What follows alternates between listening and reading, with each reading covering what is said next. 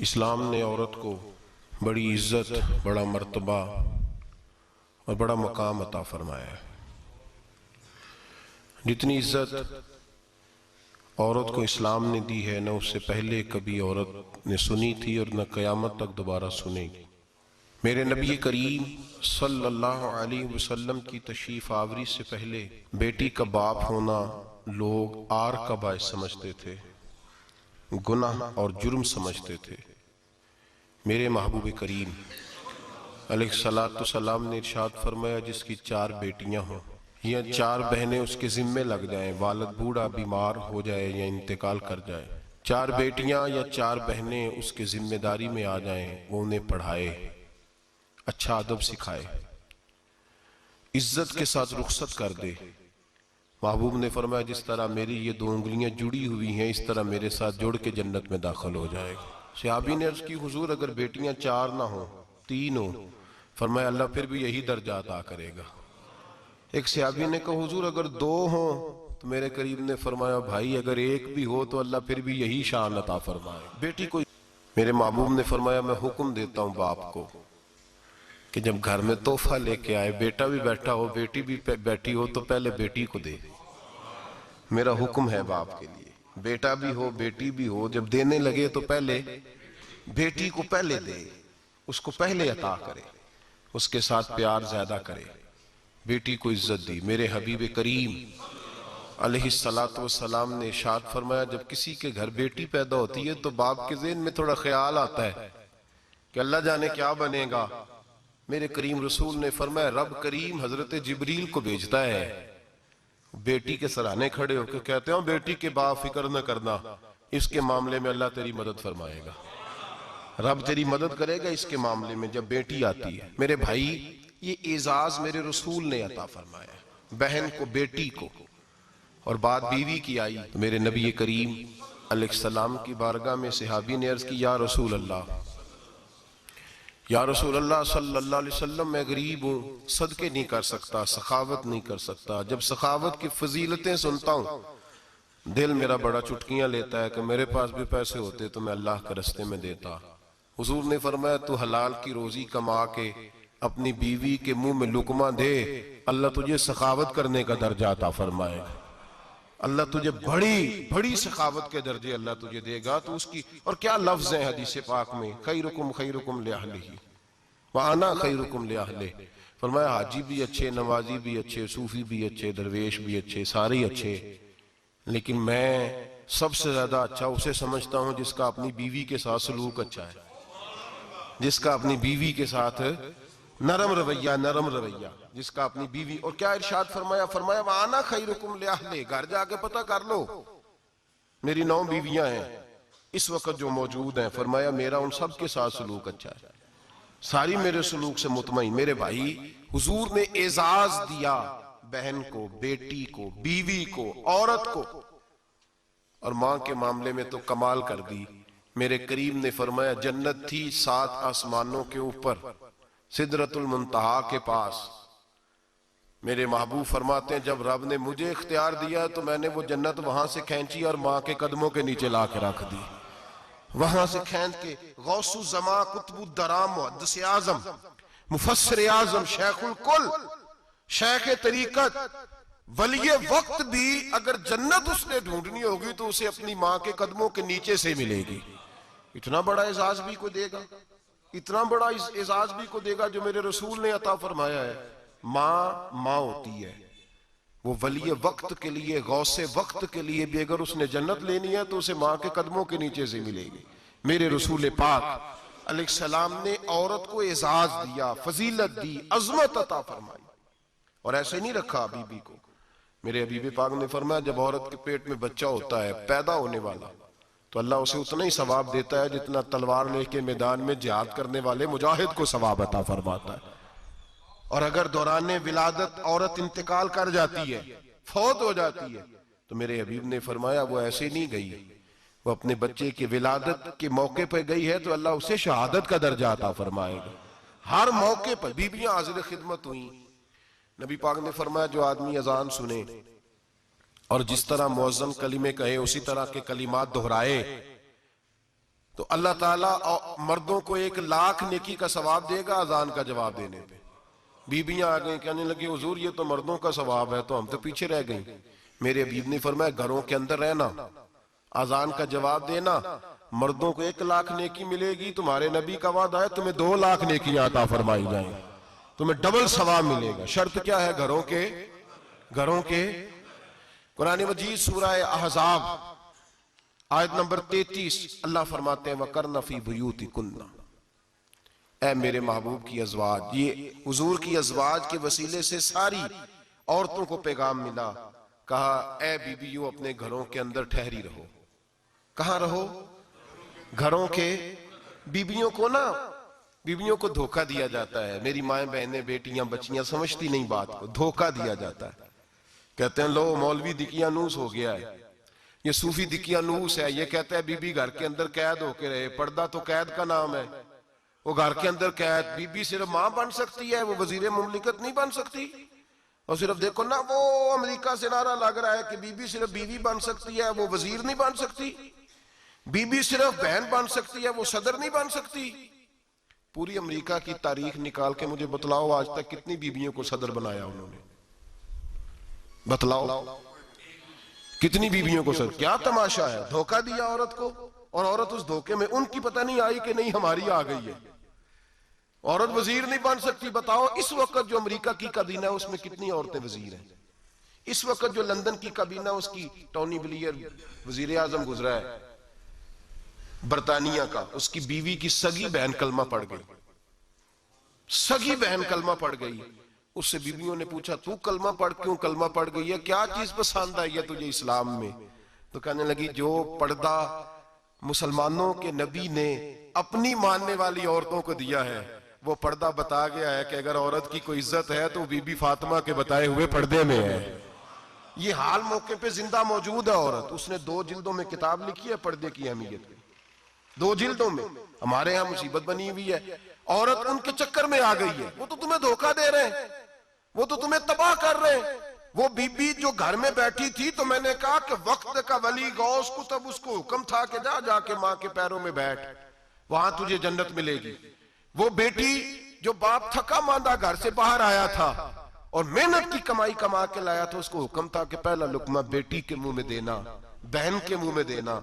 और वो खामा जिसको हुक्म दिया गया था कि तू बाहर से थक के आया है, चूर होके आया है, अगर घर में तेरी बीवी फिर भी कोई रवैया गलत करे तो मदीने के हबीब ने कितना नरमी दी बीवियों के हक में। फरमाया ये औरत टेढ़ी लकड़ी है, इसे अल्लाह ने अकल ही थोड़ी दी होती है, अगर कभी बिगड़ जाए तो तू नरमी का मुजाहरा कर, टेढ़ी के साथ ही गुजारा कर, अल्लाह तुझे अजर अज़ीम अता फरमाएगा।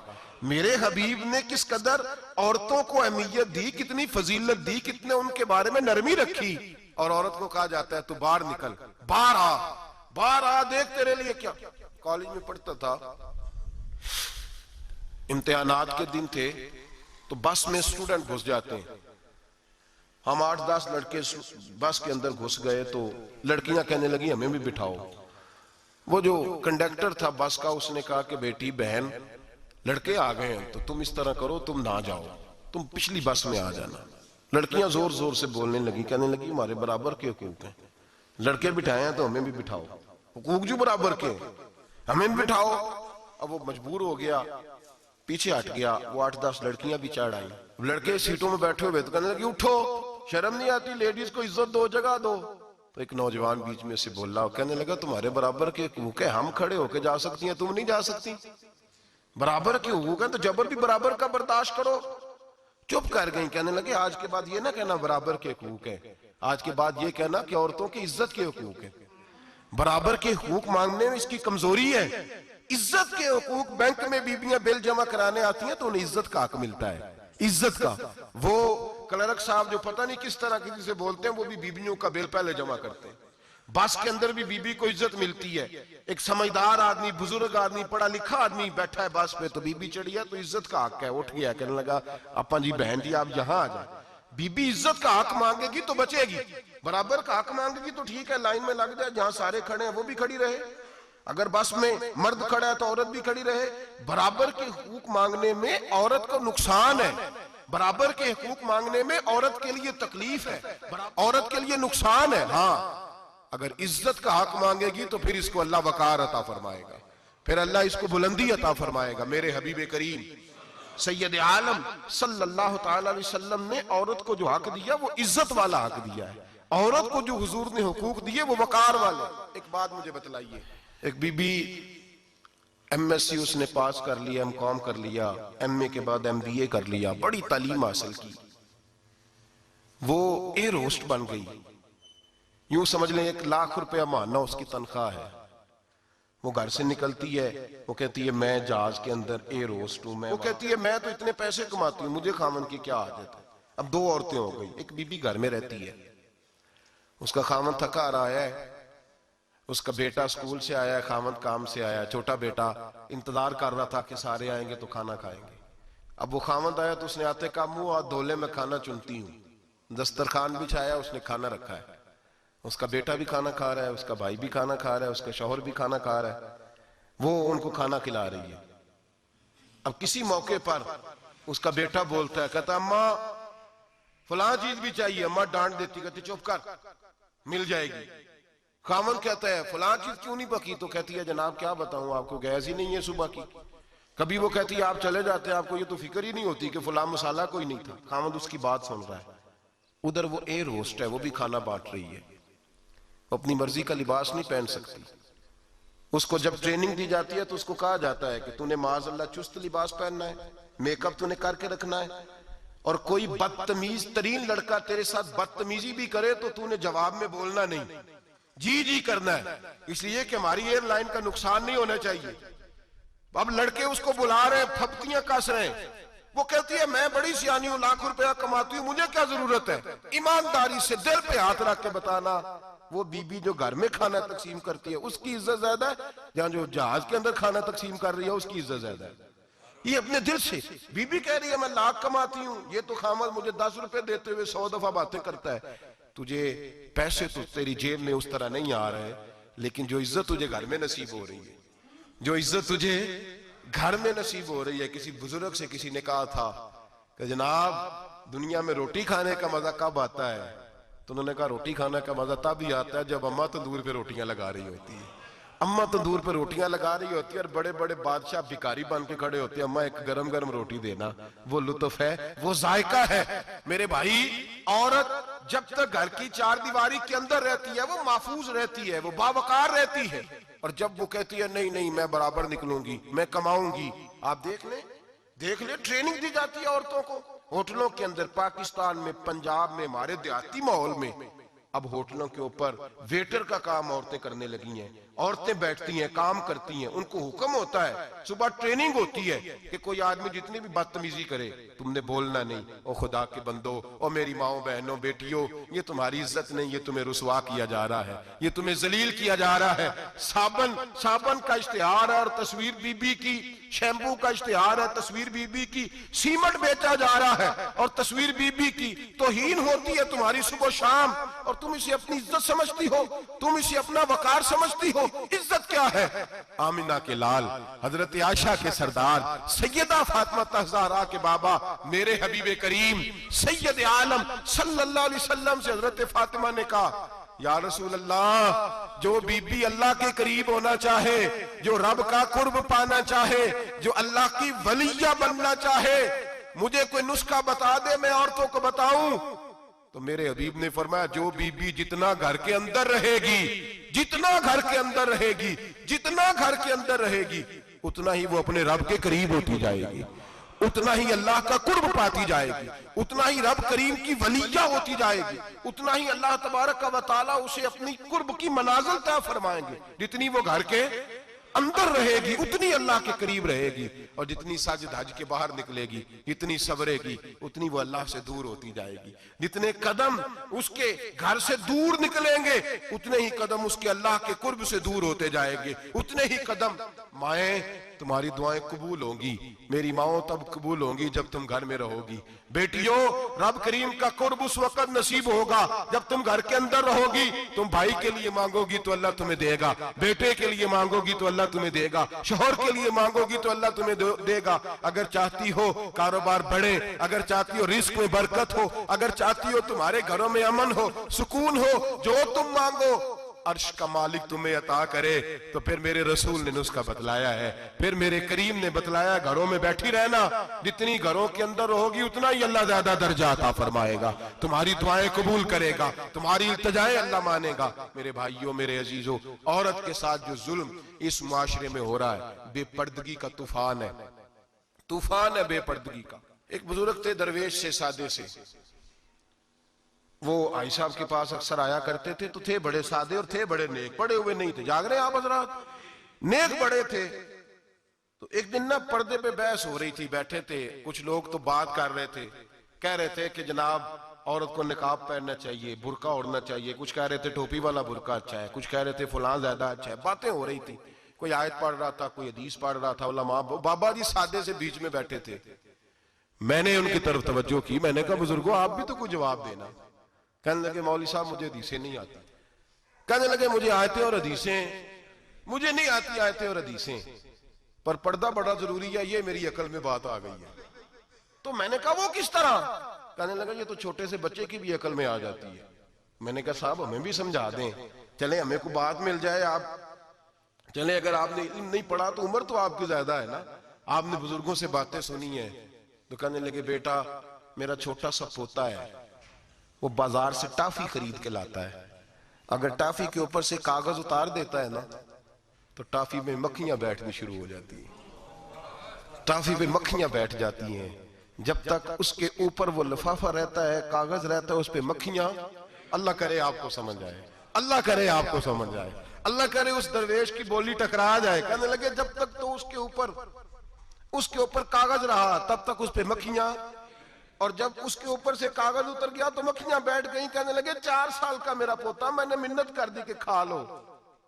कहने लगा मैं नहीं खाता, इस पे मक्खियां बैठ गई है, मैं नहीं खाता, गंदी हो गई है, मैंने ये टाफी नहीं खानी। कहने लगे मैं बूढ़ा आदमी दोबारा दुकान पे गया, जद्दोजहद करके नई टाफी लाया, बेटे को कहा खा लो, अब उसने खाई।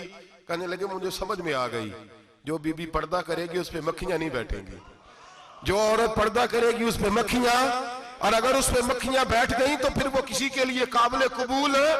और अगर पर्दे में छुपी रही, अगर पर्दे में छुपी रही, और भाई कीमती चीजों को गुलाब चढ़ते हैं, किसी ने कभी केमिस्ट्री गुलाब पे नहीं छुपाई, फिजिक्स नहीं छुपाई, कभी किसी शायर अदीब ने अपना लिखा हुआ शायरी का कलाम नहीं छुपाया। गुलाब जब भी चढ़ता है कुरान पाक पे चढ़ता है। मेरे भाई करोड़ों और अरबों और खरबों का मकान बना के लोग उसको गुलाब नहीं चढ़ाते, गुलाब जब भी चढ़ता है बैतुल्लाह को ही चढ़ता है। जो चीज कीमती होती है वो गुलाब पे होती है। मेरी बहनों, मेरी बेटियों, अगर तुम अपने आप को कीमती बनाना चाहती हो तो गुलाब में छुप जाओ, तुम्हारी कीमत बढ़ जाएगी, तुम्हारा वकार बढ़ जाएगा, तुम्हारी अजमत बढ़ जाएगी। मेरे हबीब ने फरमाया जितनी घर के अंदर रहोगी, दुनिया तो दुनिया रही, अल्लाह की नजर में तुम्हारी कीमत बढ़ जाएगी, रब करीम की निगाह में तुम्हारा वकार बढ़ जाएगा, अल्लाह की नजर में तुम्हारी अजमत बढ़ जाएगी। और जब औरत निकलती है, जब वो घर से निकलती है, मेरे हबीब करीम अलैहिस्सलाम ने फरमाया औरत छुपाने की चीज है, छुपाने की चीज है, छुपाने की, ये कीमती है, ये खजाना है, इसे छुपा के रखो। फरमाया जब ये घर से निकलती है, फरमाया और कोई देखे ना देखे, शैतान उसे देखता है, शैतान वसवसा अंदोजी करता है, शैतान उसे देखता है। और हबीब करीम सैयद आलम सल्लल्लाहु ताला अलैहि वसल्लम जब बात करते थे, जब लफ्ज बयान करते थे, मोहताज जुमले बोलते थे, बड़ा कम, रहमतल लिल आलमीन नबी की जुबान से बड़ा कम सख्त जुमले निकलते थे। मेरे हबीब ने लफ्ज अदा किए, सख्त जुमले। मेरे करीम ने फरमाया जो औरत, ये जो माए बहनें सुन रही हैं, खुदारा आगे पहुंचाएं, आप भी घर में जाएं तो ये वाला आवाज अपने घर में पहुंचाएं, सुनाएं, खुदारा सुनाएं, खुदारा। रोज एक कयामत टूटती है और मेरे भाई लाखों इज्जतदार लोग अपने तकिए पे मुंह रख रख के रोते हैं, इसलिए कि वो बच्ची जिसके बारे में कहते थे हमें एतबार है, एतबार, एतबार का लफ्ज बोल के बाप जो जुल्म करता है अपनी बेटी पे, भाई एतबार का लफ्ज बोल के जुल्म करता है बहन पे, एतबार का जुमला बोल के ज्यादती करते हैं हम अपनी जानों पर। हजरत जुनैद बगदादी सूफिया के सरखील सूफिया के, उनसे एक शख्स कहने लगा मुझे बेटी पे एतबार है, मैं उसको फलां जगह दाखिल ना करा दूं, पढ़ ले। आप फरमाने लगे तुझे एतबार है तो क्या अल्लाह के रसूल को एतबार नहीं था? ये तूने कैसा लफ्ज बोला? तुझे एतबार है, नबी पाक को नहीं था? मेरे महबूब के पास हजरत आयशा सिद्दीका बैठी थी, और वो बीबी जिसको कुरान कहता लस्तुन्ना कहदम मिनन निसा, तुम्हारे जैसी दूसरी कोई हो सकती नहीं। मेरे महबूब के पास हजरत अफसा बैठी थी, जनाब सौदा बैठी थी। इससे बढ़कर भी किसी को एतबार होगा जिनको कुरान कह दे जैसी दूसरी हो ही नहीं सकती। हजरत अब्दुल्ला बिन मक्तूम नाबीना से अभी आए। ओ भाई नाबीना, दिल की आंखें खोल के सुनो, नाबीना से अभी नाबीना आंखों से नजर नहीं आता। हुजूर की बारगाह में आए, मुझे एतबार है बेटी पे, मुझे एतबार है, संदल की बनी हुई बेटी है, हूर है तेरी बेटी, उसके करीब गुनाह नहीं जाता। ये तू ज्यादती कर रहा है अपनी बेटी पे, ये जुमला बोल के तू जुल्म कर रहा है, तू जालिम और फाजर हो गया जब तूने ये कहा कि मुझे एतबार है। मेरे हबीबे पाक से बढ़कर किसको एतबार होगा? मेरे करीम रसूल सैयद आलम नूर मुजस्सम सल्लल्लाहु तआला अलैहि वसल्लम ने फरमाया, हजरत आयशा थी, हजरत अफसा थी, हजरत सौदा थी, अब्दुल्ला इब्ने मक्तूम नाबीना आए तो मेरे नबी ने फरमाया बीबियों पर्दा करो। बीबियों बोल के बताइए, बीबियों, सारे बोलिए बीबियों। अल्लाह करे ये आवाज गूंज जाए पूरे मुआशरे में, बीबियों। मेरे नबी ने जुमला कहा बीबियों पर्दा कर लो, पर्दा करो, नजरें झुकाओ, नकाब ओढ़ो। एक ज़ौजा बोली हुजूर उन्हें तो नजर नहीं आता, वो तो बेचारे नाबीने हैं। तिरमिजी में हबीब पाक के लफ्ज सुनिए, या रसूल अल्लाह उन्हें तो नजर नहीं आता। मेरे रसूल ने फरमाया तुम्हें तो नजर आता है ना, तुम तो अंधी नहीं ना। वो एक मर्द आया है, वो एक सहाबी आया है, तुम्हें तो नजर आता है, तुम्हारी आंखें तो है, उसे फितना आए ना आए तुम्हें नजर आता है। खबरदार, पर्दा करो, आंखें झुकाओ, चेहरों पे नकाब डालो। हजरत जुनैद बगदादी फरमाने लगे अगर मेरे रसूल पाक अपनी अज़वाज को कहते हैं पर्दा करो और तू कहता है मुझे एतबार है, अगर नबी पाक अपनी बेटी हजरत फातिमा को कहते हैं पर्दा कर, तू कहता है मुझे एतबार है। जनाब जुनैद बगदादी मजीद बोले, आप फरमाने लगे अगर हसन बसरी पढ़ाने वाला हो, राबिया बसरी पढ़ने वाली हो और बीच में कुरान पाक पढ़ा हुआ हो, पढ़ाने वाला हसन बसरी, पढ़ाने वाले हसन बसरी जिन्होंने मौला अली शेर खुदा की सोबत पाई, जिन्होंने उम्मुल मोमिनीन हजरत उम्मे सलमा के घर में परवरिश पाई, फरमाया पढ़ाने वाला हसन बसरी, पढ़ने वाली राबिया बसरी, वो बीबी जो दुआ मांगे तो अल्लाह मुर्दा ऊंट को जिंदा फरमा दे। फरमाया पढ़ाने वाला हसन बसरी हो, पढ़ने वाले राबिया बसरी हो, और जो पढ़ा जाए वो कुरान हो।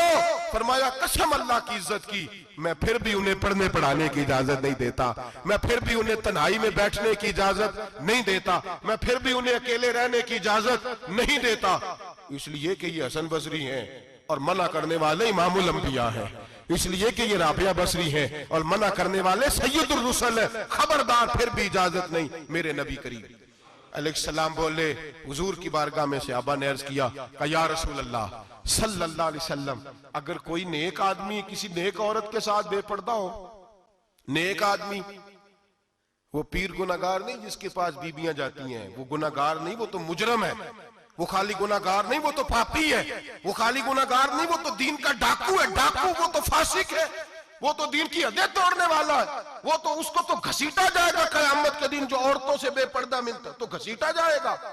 लेकिन सवाल ये है वो खामद किधर होता है जिसकी बीवी पीर के पास अकेली जाती है?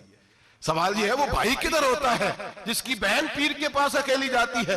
सवाल ये है बेटा किधर होता है जिसकी अम्मा अकेली जाती है? मेरे नबी रहमत नूर मुजस्सम शफी मुअज्जम सरवर कौन मका सय्याह ला मका सल्लल्लाहु अलैहि वसल्लम की खिदमत आली मर्तबत में सहाबी ने पूछा कि या रसूल अल्लाह, अगर नेक हो बंदा, बीबी भी नेक हो, तो इकट्ठे में बैठ सकते हैं? आला हज़रत ने फरमाया अगर औरत दीन सीखने चाहे, पीर के पास जाए तो अपने खामद के साथ जाए, अपने भाई के साथ जाए, फिर भी पर्दे में बैठे, दूर बैठे, आवाज के साथ बात को समझे, लेकिन उसको तनाई करने की इजाजत किसी को भी इजाजत है, वो चाहे जो मर्जी भी हो, कोई भी हो, कोई भी हो, बड़ी खुली बात कर रहा हूं। मेरे हबीबे पाक से पूछा हुजूर अगर मर्द औरत नेक हो फिर भी तन्हा नहीं बैठ सकते?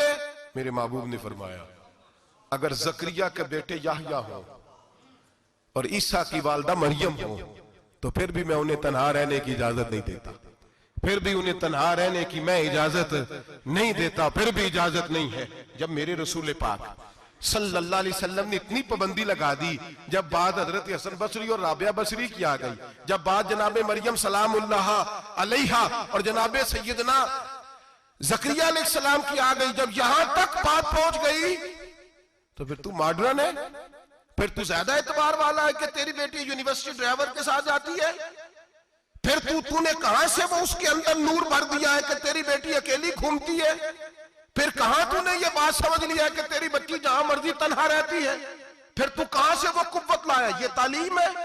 इकबाल ने कहा यार मशरिक हवस में गलता, शबाब उरिया शराब इसियां, इसे भी देखो गरी के इसियां, हम ऐसी तहजीब क्या करेंगे? और इकबाल कहने लगे तुम्हारी तहजीब खुद अपने खंजर से खुदकुशी करेगी, इसलिए कि जो शाख नाजुक पे बनेगा आशियाना वो ना पायदार होगा। मेरे भाई हम लोग पहले हाथ में आग का अंगारा देते हैं, फिर कहते हैं बेटे तूने जलना नहीं, हम पहले उसको सारी सहूलियात देते हैं, फिर कहते हैं तूने बिगड़ना नहीं। मेरे नबी रहमत नूर मुजस्सम शफी मुअज्जम सल्लल्लाहु अलैहि वसल्लम ने फरमाया जो बीबी बन सवर के बाजार जाए, मेरी तरफ देखे, आंखें खोल के देखे, ये हदीस आपने सुनानी है इंशाल्लाह, बोलिए सुनाएंगे इंशाल्लाह ताला, बोल के इंशाल्लाह कहिए आपको सवाब होगा, सुनाएंगे इंशाल्लाह। मेरे नबी करीम सल्लल्लाहु अलैहि वसल्लम ने फरमाया जो औरत बन सवर के बाजार जाए, अब तो खैर बीबियां बुरका पहन के जाती, बुरके पे भी कढ़ाई की है, बुरके पे भी काम कराया,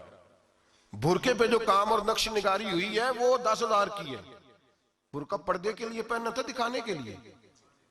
ये कैसा बुरका है कि उसने बुरका भी पहना हुआ है और बुरका भी उसने फैशन वाला पहन लिया है? ये किस तरह का? इस तो पर्दे को पर्दे की जरूरत पड़ गई।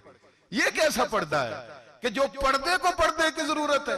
बुरका तो इसलिए होता है कि मुझे देखे कोई ना, और इसने तो पहना ही इसलिए कि जरा लोग देखें तो सही मैंने कितना कीमती पहना। इस हिजाब को हिजाब की जरूरत पड़ गई। मेरे हबीब पाक अलैहिस्सलाम ने फरमाया बिला जरूरत, औरत को इजाजत है बीमार हो तो डॉक्टर के पास जाए, औरत को इजाजत है जरूरत पड़ जाए घर में सौदा सलफ ना आता हो तो लेने चली जाए, औरत को इजाजत है अगर गवाही की जरूरत पड़ जाए तो पर्दा करके काजी अदालत के पास गवाही देने जाए, औरत को इजाजत है हज पे जाए, औरत को इजाजत है उम्रे पे जाए, औरत को इजाजत है कि अगर किसी वक्त जिहाद के लिए औरतों की जरूरत पड़ गई तो हजरत फातिमा और जनाब आयशा की सुन्नत अदा करे, जिहाद को जाए। लेकिन अगर औरत मौज करने जाए और रोज कहे वो देखे ना फलां पार्क में थे आप तो कभी गए ही नहीं, फलां जगह थे आपके पास तो फुर्सत ही नहीं, फलां मेरी सरगोदे वाली बहन का खामन तो रोज लेके जाते हैं आपने तो कभी तवज्जो ही नहीं फरमाई। रोज पैगाम देती रहे मेरे हबीब करीम सैयद आलम सल्लल्लाहु अलैहि वसल्लम ने फरमाया जो बीबी बन सवर के बिला जरूरत बाजार जाए, नबी पाक अलैहिस्सलाम ने फरमाया एक कदम वो उठाएगी तो उस पर अल्लाह की लानत बरसेगी, फरिश्तों की लानत बरसेगी, जमीन वाले लानत बरसाएंगे, आसमान वाले लानत बरसाएंगे। और मेरे हबीब बोले तो फरमाया जब अल्लाह की लानत बरसेगी तो मैं भी उस बीबी पे लानत ही करूंगा जो बीबी बन सवर के जाए। और आगे सुन ले, मेरे हबीब ने फरमाया अगर उसका खामद राजी हो उसके बन सवर के बाजार जाने पे आप नाराज हो जाएं, अल्लाह करे इस बात पे हो ही जाए और अल्लाह करे बदल जाए निजाम, जो खामद खुद मेकअप करा के तैयार करा के पार्टी में लेकर के जाए, जो सामने वाली फ्रंट सीट पे खुद बगैर नकाब के उसको बिठाए, जो मोटरसाइकिल की पुश्त पे खुद तैयार करा के बिठाए और जो खुद कहे तू चली जाना जा, तू शादी भी तू देखा, फला काम भी तू करा, मैं आजाद हूं। मेरे हबीब ने फरमाया जिसकी बीवी बन सवर के जाए, जिसकी बीवी मेकअप करके जाए, चेलम पे भी ब्यूटी पार्लर से होके जाती है, जिसकी बीवी बन सवर के निकले वो राजी हो, वो खुश हो। बाद ऐसे मना करते हैं, नाराज होते हैं, वो गुनाह सिर्फ औरत के जिम्मे है। लेकिन अगर औरत बन सवर के निकल रही है और खामद राजी है, वो कहता है हाँ हम मॉडर्न है, हम जदीद दौर के हैं, हाँ जिद्दत इसी का नाम है, हाँ तो लोगों को पता कैसे चलेगा हमारे पास पैसे हैं, कैसे पता चलेगा कि 3 गाड़ियां एक अब्बा जी के पास है, एक बेटी के पास है, एक बीवी के पास है, कैसे पता चलेगा कि हम बहुत ताल्लुकात वाले हैं, अब्बा जी फुला शादी पे, बेटी फुला घर में और बीवी फुला घर चली गई, हमारे ताल्लुकात ज्यादा है इसलिए हमें ज्यादा जाना पड़ता है। मेरे हबीब करीम अलैहिस्सलाम ने फरमाया औरत बन सवर के जाए, खामद राजी हो, वो जितने कदम उठाएगी उतने ही अपने खामन के लिए जहन्नम में मकान तामीर करेगी। फरमाया उसके खामन के लिए उतने मकान दोज़ख में तैयार हो गए, वो जलाया जाएगा, वो तपाया जाएगा, वो जहन्नम की आग का ईंधन बनेगा। और मैंने शायद आपको दर्जनों बार हदीस सुनाई हो, मेरे करीम रसूल ने फरमाया बीबी एक होगी पर 4 आदमियों को जहन्नम में लेके जाएगी। या रसूलल्लाह किसको? फरमाया बाप ने पर्दे का नहीं कहा तो बाप भी दोज़ख में जाएगा, अगर भाई ने पर्दे का नहीं कहा तो वो भी दोज़ख में जाएगा, शौहर ने पर्दा नहीं कराया तो वो भी जहन्नम में जाएगा। वो बेटा जो कहता था ना ना 1.25 लाख का मोबाइल लेना है, तो अम्मा ने घर के अंदर शोर डाल दिया, मजबूर किया, खामन को लेकर के दिया। उस बेटे से पूछा जाएगा तू सारी जिद्दें अम्मा से मनवाता था, ये तूने क्यों नहीं कहा पर्दा कर ले? और अब तो बीबी जरा 40 साल की होती है तो कहती है मेरी खैर है, मैं बूढ़ी हो गई हूँ, मेरी खैर है, रोटियां सारी खाती हूँ, बाकी सारे कामों में जवानों की तरह हूं, पर्दा नहीं मैंने करना, मेरी खैर है। फलाना तो मेरे बेटे की तरह। जुल्म की हद है, जुल्म की हद। कजन एक दूसरे से हाथ मिलाते, कजन, वो किस मुसीबत का नाम है? कहते ये भाई है, ओ भाई ये भाई होता तो इससे निकाह नाजायज होता। अब चूंकि अल्लाह ने इसके साथ निकाह को हराम रखा है तो ये तुम्हारा भाई हो सकता? मेरे रसूल करीम सल्लल्लाहु अलैहि वसल्लम ने फरमाया सुवर निजसुलैन है, कुत्ता बिल्कुल नापाक नहीं होता, कुत्ता भीग जाए तो बादों का नापाक होता है, या कुत्ते के मुंह से थूक निकले तो नापाक होती है। सुवर निजसुलैन है, पूरा नापाक, खुश्क भी हो तो नापाक है। मेरे हबीब पाक अलैहिस्सलातु सलाम ने फरमाया एक सुवर हो वो पहले ही नापाक, और दूसरा फिर वो सुवर गंद में लिपटा हुआ हो, गलाजत उस सुवर को लगी हुई हो। फरमाया एक तो सुवर जो निजसुलैन है और फिर वो गंद में लिपट जाए, गलाजत में भर जाए, उसके पूरे वजूद को गंदगी लग जाए। फरमाया वो सुवर गंदगी और गलाजत में लिपटा हुआ तेरे जिस्म से लग जाए तो इतना बुरा नहीं जितना गैर महरम औरत का वजूद तेरे वजूद से लग जाए तो बुरा है। किस कदर तफसील दी, कहां से बात शुरू की और कहां मेरे नबी ने सिखाई। कजन हाथ मिला रही है, कजन के साथ बाजार जाया जा रहा है, कजन के साथ फला काम हो रहा है, कजन को चचा का बेटा भाई होता है, अगर ये सगा भाई होता तो इसके साथ निकाह नाजायज होता। खुदारा आ जाओ, लौट आओ, वापस पलटो दीन की तरफ, लौटो, इस तबाही से निकलो। ये जो आग है, ये जो बेसुकूनी है, ये जो तमाशा है, ये लाखों कमाने के बावजूद जो बेबरकती है, ये बड़ी बड़ी फौजों के बावजूद जो रोज मस्जिदें उठती हैं, ये जो रोज जनाजे पढ़े जाते हैं, ये जो रोज बेटियां बेवा होती हैं, ये जो रोज माओ के सुहाग लुटते हैं, ये हमारी नाफरमानियां हैं। हम दीन के मामले में हम लोगों ने नरमी शुरू कर दी है, हम अल्लाह और उसके रसूल से बगावत करने लगे हैं। मेरे हबीब करीम सैयद आलम नूर मुजस्सम शफी मुअज्जम सल्लल्लाहु अलैहि वसल्लम ने फरमाया जिना सिर्फ शर्मगाह का नहीं होता, हुजूर ने फरमाया आंखें भी जानी होती हैं, कान भी जानी होते हैं, जुबान भी जानी होती है। बुखारी मुस्लिम दोनों में मौजूद है। सहाबा ने अर्ज की हुजूर जुबान कैसे जानी होती है? फरमाया जो नमाज के बावजूद गंद बोलता है, गलीज गुफ्तगू करता है, वो जुबान का जानी है। और फरमाया जो रोज गंद देखता है वो जितनी मर्जी तजते पड़े वो आंख का जानी है। और जो गंदी बातों में लज्जत महसूस करके सुनता है वो जितना मर्जी रोज उठ के मस्जिद में झाड़ू दे वो कानों का जानी है। मेरे नबी ने फरमाया आंख का जिना भी छोड़ दो, कान का जिना भी, बोलिए कान का जिना भी, जुबान का जिना भी। मुस्नद इमाम अहमद बिन हंबल उठाइए, एक सहाबी ने अर्ज की हुजूर नमाज में दिल नहीं लगता, मेरा कुरान पाक में दिल नहीं लगता, दुरूद व सलाम में दिल नहीं लगता। आमिना के मासूम लाल ने क्या जवाब दिया? हुजूर ने फरमाया जा अपनी नजर जाके पाक कर ले, अल्लाह के नबी का वादा है तेरा सजदे में दिल लगने लग जाएगा। जा अपनी आंख को तहारत दे, वुजू करा, नजरों को पाक कर, अल्लाह के रसूल का वादा है तेरा कुरान पाक में दिल लगेगा। जा जाके अपनी नजर को पाक कर, वादा है तेरी जुबान पे दुरूद सलाम जारी हो जाएगा, अल्लाह का जिक्र जारी हो जाएगा। मेरे भाइयों, औरत का पर्दा, औरत का हिजाब दीन में उसी तरह फर्ज है जिस तरह नमाज फर्ज, जिस तरह रोजा फर्ज है, जिस तरह ज़कात फर्ज है, उसी तरह औरत का पर्दा भी फर्ज है। अगर किसी घर में औरत पर्दा नहीं करती, उस घर के मकीन सारे अल्लाह के हुजूर जवाब दे हैं। मेरे हबीब करीम अलैहिस्सलाम ने जिस औरत को पसंद किया, जिस औरत की तारीफ की, जिस औरत की बाबत मेरे नबी ने इरशाद फरमाया, वो बड़े खूबसूरत लफ्ज हैं, साहिब अहकामुल कुरान ने लिखे हैं। मेरे हबीब पाक ने सहाबा की महफिल सजाई, मजमा खचाखच मस्जिद भर गई।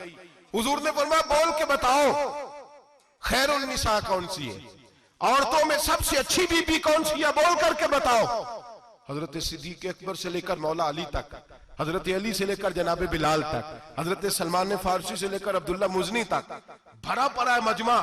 हुजूर ने फरमाया बोलो सबसे अच्छी औरत, सबसे अच्छी औरत कौन होती है? एक सहाबी कहने लगे हुजूर जिसकी नमाज कज़ा ना हुई हो। फरमाया वो भी अच्छी है पर तुम मेरी मुराद को नहीं पहुंचे।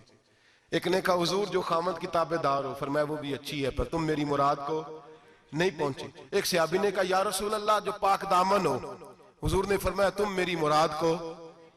हजरत अली फरमाते हैं जब सबके जवाब गलत हो गए तो मैं, कद मेरा छोटा था, मैं पीछे बैठा था, मैं गर्दन झुका के पीछे से निकल गया।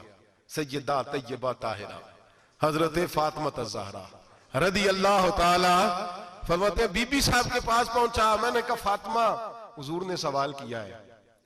तो हजरत फातिमा भी गोया मुस्कुरा के कहने लगी इल्म के शहर के दरवाजे तो आप ही हैं, तो आप यहां आ गए।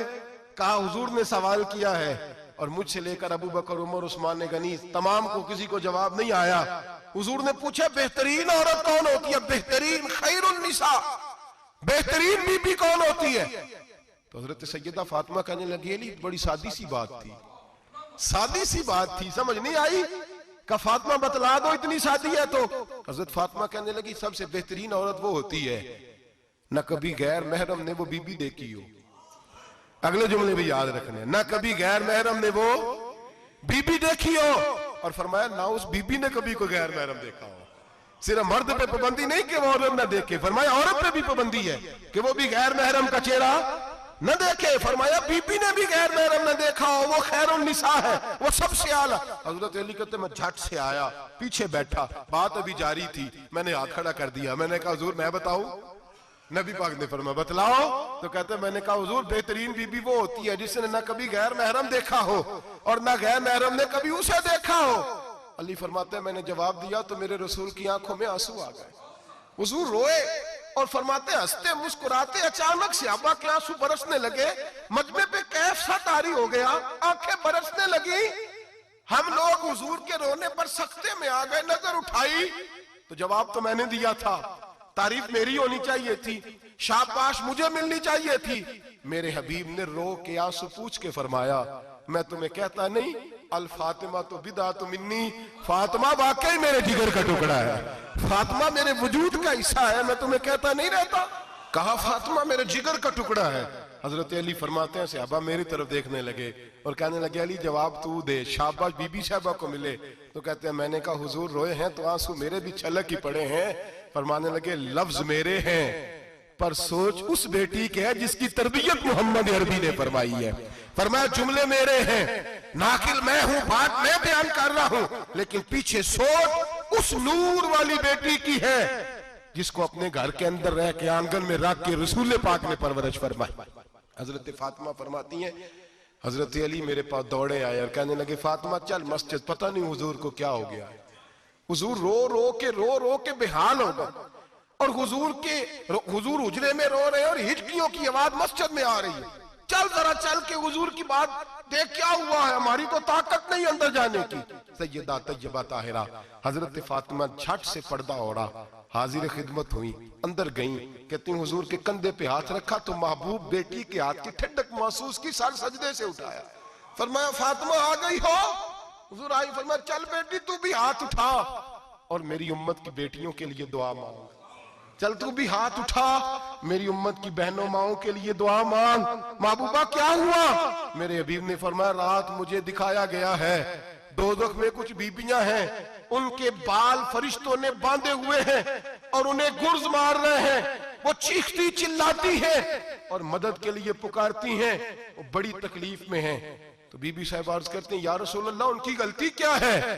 तो मेरे नबी ने फरमाया वो बारीक दुपट्टा ओढ़ती थी, वो बारीक दुपट्टा ओढ़ती थी, उनके बाल चमकते थे, गैर महरमों की नजर पड़ती थी, उन्हें दोज़ख में सजा मिलेगी, वो चिल्लाएंगी चीखेंगी, उनकी मदद को कोई नहीं पहुंचेगा। चल तू हाथ उठा दुआ मांग। हजरत फातिमा उम्मत को पैगाम देती हैं पर्दा ओढ़ लो, हिजाब में आ जाओ, अपने आप को रसूलुल्लाह की बारगाह में झुका दो। मेरे भाई आज दिन ब दिन जैसे जैसे लोग कहते हैं डिग्रियां बढ़ गई, लेकिन उसके साथ साथ बीबियों का हिजाब उतर गया, सड़कें भी भर गईं। मेरे भाई, हर महकमे में औरतें बैठ गईं, हर जगह बीबियां आ गईं, बैंक में औरतें आ गईं, प्लाजो में औरतें आ गईं, दफातर में औरतें आ गईं, जगह जगह गुनाह के अड्डे कायम हो गए। हबीब करीम सैयद आलम नूर मुजस्सम शफी मुअज़्ज़म सल्लल्लाहु तआला अलैहि वसल्लम ने फरमाया, जब बीबी घर से निकलती है शैतान उसे ताड़ता है, वसवसांदोजी करता है।